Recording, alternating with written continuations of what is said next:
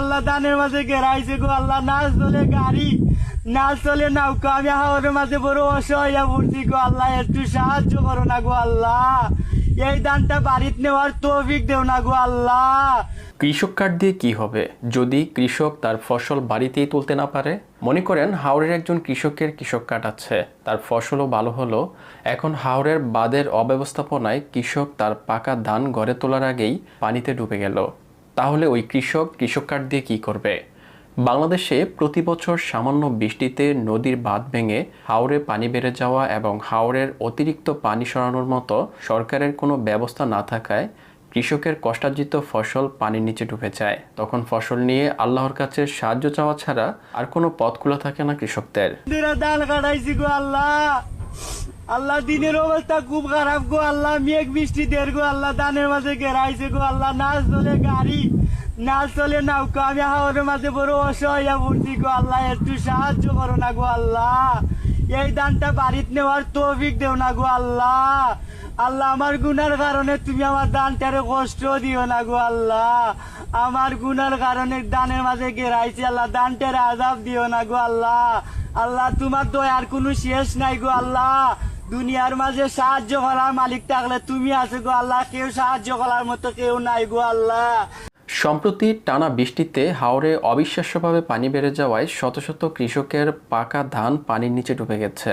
তার মধ্যে যারা কিছু পরিমাণ ফসল কাটতে সক্ষম হয়েছে, রোদের অভাবে সেগুলো নষ্ট হয়ে যাচ্ছে।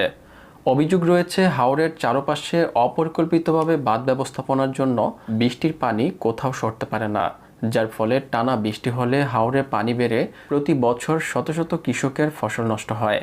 আরেকটা অভিযোগ এখানে করতেই হবে, এই পিআইসির অপরিকল্পিত বাঁধের কারণে এই দশা হয়েছে।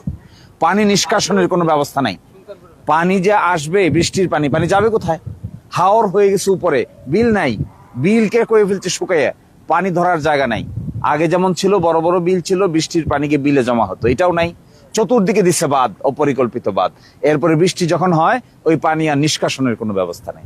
এই পানি যাবে কোথায়? দেখেন এই পানি জমে হাজার হাজার একর জমি এই হালত দাঁড়িয়েছে। বৃষ্টির পানি ছাড়াও প্রতি বছর বাংলাদেশের প্রতিবেশী দেশ ভারত থেকে পানি এসেও হাওরের বাড়িঘর এবং ফসলের জমি ভাসিয়ে নিয়ে যায়। ভারত বাঁধ নির্মাণ করে গরমের সময় পানি আটকে রাখে এবং বৃষ্টির সময় অতিরিক্ত পানি বাংলাদেশের দিকে ছেড়ে দেয়। এতে গরমের সময় পানির অভাবে বাংলাদেশের কৃষকরা একদিকে যেমন ফসল উৎপাদন করতে পারে না, অন্যদিকে বৃষ্টির সময় অতিরিক্ত পানি দিয়ে বাংলাদেশে পরিকল্পিতভাবে বন্যা তৈরি করে আসছে ভারত। বর্তমান প্রধানমন্ত্রী জনাব তারেক রহমান নির্বাচনের আগে 2025 সালে ভারতের খামখেয়ালি আচরণ নিয়ে প্রতিবাদ করেছিলেন। এখন তিনি বাংলাদেশের প্রধানমন্ত্রী, এখন কি তিনি তার আগের কথায় অটুট থাকবেন? প্রিয় দেশবাসী, বাংলাদেশে আকস্মিক এই বন্যা দেশের অভ্যন্তরে উদ্ভূত কোনো কারণে নয়। বন্যা কবলিত অঞ্চলে লাগাতার ভারী বৃষ্টিপাত হলেও সেটি পূর্বাঞ্চলে বন্যার মূল কারণ নয়, বরং এবারের বন্যার অন্যতম প্রধান কারণ উজানের দেশ প্রতিবেশী ভারতের ত্রিপুরা রাজ্য প্রশাসনের দায়িত্বহীনতা এবং খামখেয়ালিপনা। তারা হঠাৎ করে বাঁধ খুলে দিয়ে বাংলাদেশের বিস্তীর্ণ এলাকাকে ডুবিয়ে দিলেও একটি বারের জন্যও বাংলাদেশকে আগাম সতর্কতা দেয়নি। ফলে আকস্মিক বন্যার দেশের বিস্তীর্ণ এলাকা ভাসিয়ে নিলেও পরিস্থিতি মোকাবেলায় বাংলাদেশ সামান্য একটি প্রস্তুতির নেবার সুযোগ পর্যন্ত পায়নি। বর্তমান তারেক রহমান সরকার বাংলাদেশের কৃষকদের নিয়ে বিভিন্ন কার্ড সুবিধা চালু করেছে। তবে এসব সুবিধা দেওয়ার থেকে প্রতি বছর কৃষকদের ফসল যেন নষ্ট না হয় এবং ফসলের ন্যায্য দাম পায়, এই বিষয়টি নিশ্চিত করলে কৃষকরা আরও বেশি উপকৃত হবে। হাওরের অধিকাংশ কৃষকরা দাদন ব্যবসায়ীদের কাছ থেকে উচ্চ মূল্যে সুদে টাকা এনে জমি চাষ করে থাকেন।